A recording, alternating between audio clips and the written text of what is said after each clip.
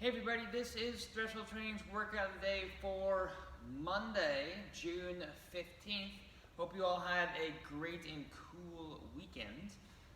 We are starting off Monday with some pull-ups. So if you haven't watched the pull-up video as far as the class logistics and some flow and some things you need to think about, please go watch that. It is on our YouTube channel along with this video.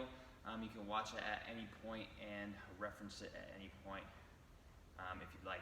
So, a couple different variations if you are at home versus in person. So we're going to go over both, so bear with me here.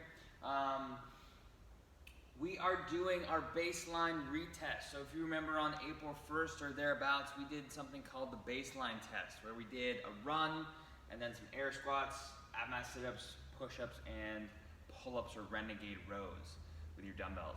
So we're going to do that again today. We're going to try to compare our times from back then to now to see if you got a little bit faster, to see if you got more pull-ups in a row, to see if you are able to now do pull-ups, to see if you can do all 20 push-ups in a row, or maybe doing push-ups without assistance or push-ups without an incline. Okay, so lots of different things we can celebrate as a retest, not just a faster time. So we are going to start a little bit with an extended warm-up. This will allow us to reintroduce ourselves to the pull-up bar and also get our heart rate to where it needs to be for our baseline test. So we're going to do 3 sets, 15 to 20 seconds of a banded chin over bar hold on the pull-up bar. 12 bent over straight arm flies with some incremental plates, small dumbbells, or some canned food. And then a 100-meter run. Each set you are progressing in intensity of effort. So starting at 65%, so a nice casual jog.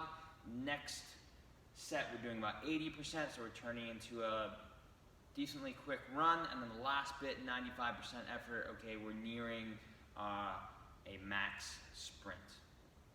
We're going to take a 60-second rest between sets. So, what do the movements look like? We'll start with the banded chin over bar hold. If you have a pull-up bar at home, you can use that. I'll demonstrate that here. And you don't necessarily need the band if you don't need it.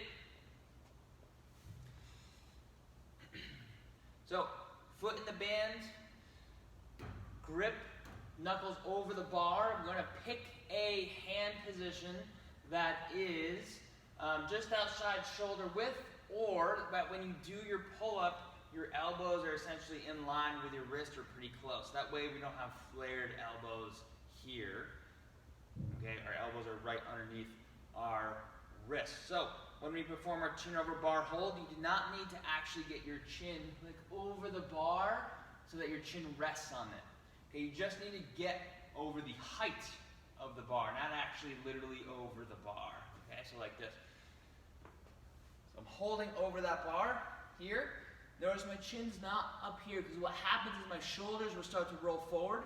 So I need to pull my chin away from the bar, but it's still over the height of the bar. Okay, so I'm thinking about bringing my elbows down towards my pockets.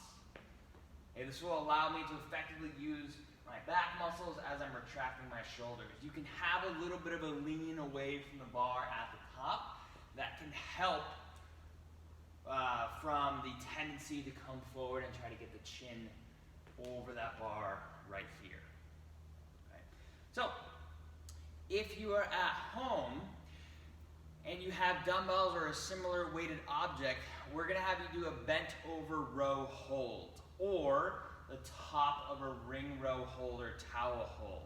So if I have 2 dumbbells or even one, what I can do is I can come into a bent over position, I can row my dumbbells towards my ribs, and I can hold the top of that position for 20 seconds.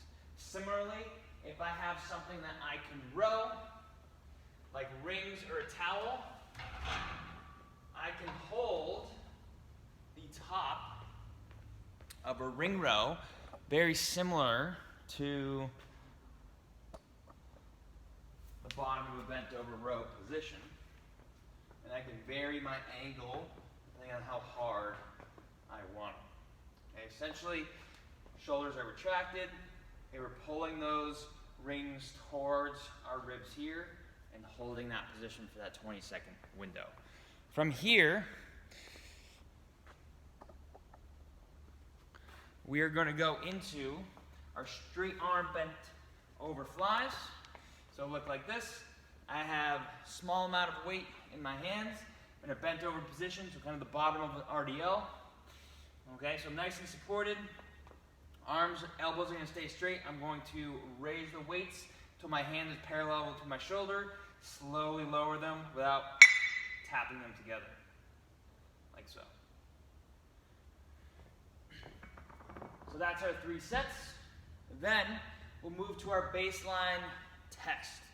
We want to perform this for time. We're only performing it once at 100% effort. So we start with a 400-meter run. You can do a 500-meter row, 1K bike, or 100 double unders in place of that. Ideally, we're picking the same movement, run, row, bike, or double under, or burpee, rather, that we did last time, that time in April. From there, we'll go to 40 air squats. So we're looking for the hips to descend below the knee, and then we come to full extension. 30 ab mat sit-ups. So we're on the floor, shoulders touch the ground, fingers touch the toes. 20 push-ups, chest touches the floor. We rise up to full extension of the elbows. With our push-ups, our hips and chest should rise at the same rate, so we're not seeing one go faster than the other. Then 10 strict pull-ups. We're looking for the chin to get over the bar and then come down to full extension of the elbows into a dead hang and come right back up. You can band assist as needed. If you did dumbbell Renegade Rows last time, we're going to do 10 rows per arm. You can also do that in class if you did that last time, so you have a better apples to apples comparison. So remember, Renegade Rows, we have 2 dumbbells on the floor. We're in plank position. We're rowing towards our ribs here without twisting our whole body. We're alternating arms for a total of 20 or 10 per arm. Now, after a baseline test, we'll take a 4-minute rest, and then we're going to do 1 round of strict barbell. Okay, this is a benchmark, if you will. This isn't the full benchmark, we're just doing 1 round of it. For time, we're doing 20 strict pull-ups. You can use a band assist as needed. We're looking for 3 to 7 reps at a time for those strict pull-ups. If we're getting down to singles, that pull-up variation is too challenging. 30 push-ups, 40 sit-ups, 50 air squats. We're only going through it once, okay? We're just adding a little bit more volume, particularly to those pull-ups, as we're building our not only proficiency with them, but also our endurance with them, okay? Because we will be doing kipping, but we also need that strength and endurance for the kipping and the momentum of that movement, okay? So, that is today's workout. Have an awesome Monday, and we hope to see you in class.